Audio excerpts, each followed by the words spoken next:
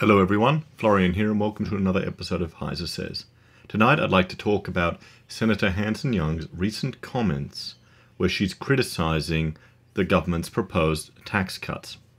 Now, Senator Young is from the Greens and they are further left than our Labour Party here in Australia, so you'd say they're uber progressive or communists or socialists. Let's have a listen to this clip.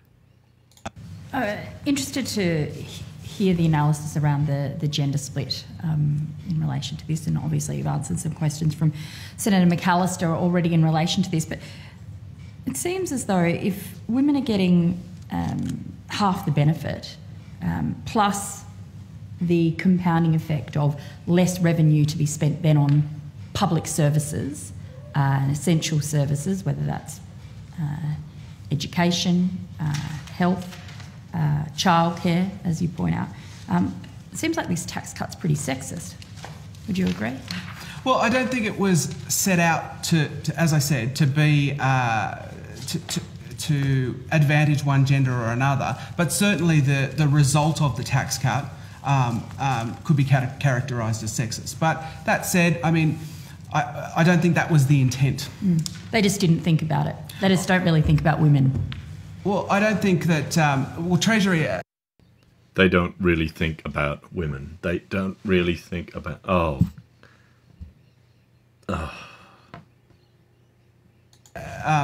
don't produce a gender split of most of these policies, and so therefore I don't think that...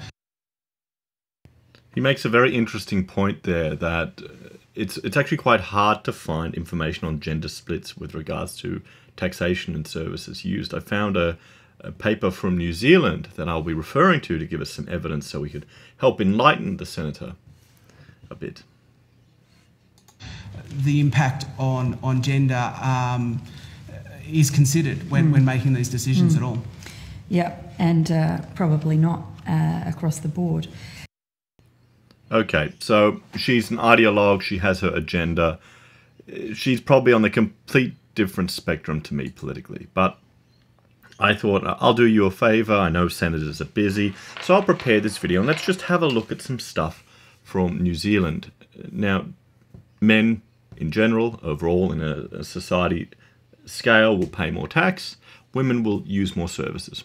It's that simple. It's just a way of redistributing wealth from men to women. Now, maybe I've been watching way too much Stephen Molyneux, but I thought, okay, let's have a look to get some actual evidence for this. And this is a paper from New Zealand in 2014, The Distribution of Income and Fiscal Incidence by Age and Gender, some evidence from New Zealand. So, this paper examines the age and gender dimensions of income distribution and fiscal incidence in New Zealand using household expenditure survey data from 2010 and a non-behavioural microsimulation model. Since many fiscal policies are likely to have quite different incidents across age groups and genders, and with wide population ageing changes, the age and gender composition of the voting population in many countries, age such gender dimensions of fiscal incidence becomes increasingly relevant. So I've gone through this paper and I found just some charts they've made, some tables that I think are quite useful here and really back up the evidence that men are paying more because they're earning more and women are getting more services. So it really is a distribution. So it is the tax gap. We've got we've identified the wage gap, which is just, because feminists can't do mathematics. We've identified the spending gap. It's just spending habits in households. And now we're identifying the tax gap. And it's not some evil plan of the patriarchy to put the foot down on women. It's what happens when you have a merit-based society with inherent inequalities and people achieve different outcomes. So here in this figure, and I'll link to the paper, I suggest you have a look at it, we can see the difference in market income per capita by gender, by age group in 2010. So you can see all the way here, there is a difference. I think we're 15 to 19, it's about the same. 20 to 24, it starts to be a different, and it just climbs up. So obviously when people or women starting to have children. And, that's fine. Usually you're together by a family there and the wife is making or your partner's making all the purchasing decisions anyway. So figure 4 is the workforce participation. Now, this is the percentage of the people of that age that choose to actually participate in the workforce. So at 15 to 24, more men are participating in the workforce than women. 25 to 64, again, more men than women. And this isn't the unemployment rate. This is just people who actually want to participate in the economy. One of the tricks they can do is when they're saying unemployment's gone down, it's just people are just given up. And that means they're no longer counted because they're not participating in the economy.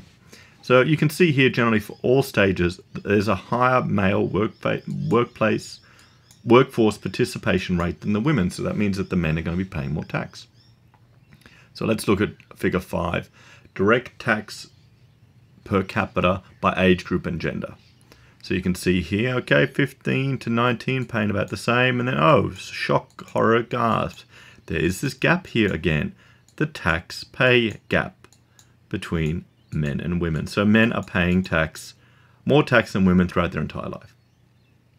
Okay, that's why if you cut these services, and Senator Young is getting all upset that it's benefiting evil white men, it's because they pay more bloody tax. And then let's have a look here. Just one example. There's a whole series of these in the paper, you know, education, health, everything. And you can appreciate who's going to be getting more use of these services. But let's just look at the income support per capita by gender and age group. You can see here, women are getting more. So what we're doing is we're taking money from the men, we're shifting it here into the women. So what she said is actually quite true. It means, you know, by reducing tax, you're going to be benefiting men. And, you know, conservative women, generally when women become married and are raising a family with their husband or as a family unit, they tend to become more conservative, if they're not insane, because they want their husband to keep more of their money or their partner to keep more of the money. And so they're taking the money off the men and they're giving it to the women. It's that simple. So, you know, Senator, you're right. And in a merit-based society, we shouldn't care about these type of things. It doesn't matter. I'm all for getting rid of reducing tax as much as possible and having less government intervention in private enterprise. If you want to reduce the cost of daycare, deregulate the hell out of it. Get rid of fringe benefit tax and let businesses band together to actually impact that market. So, yeah, here's evidence of the tax gap. Another gap. Guys, thank you all very much for joining me for this episode of Heiser Says. I hope you enjoyed it, and I hope to see you again next time. And see you again later.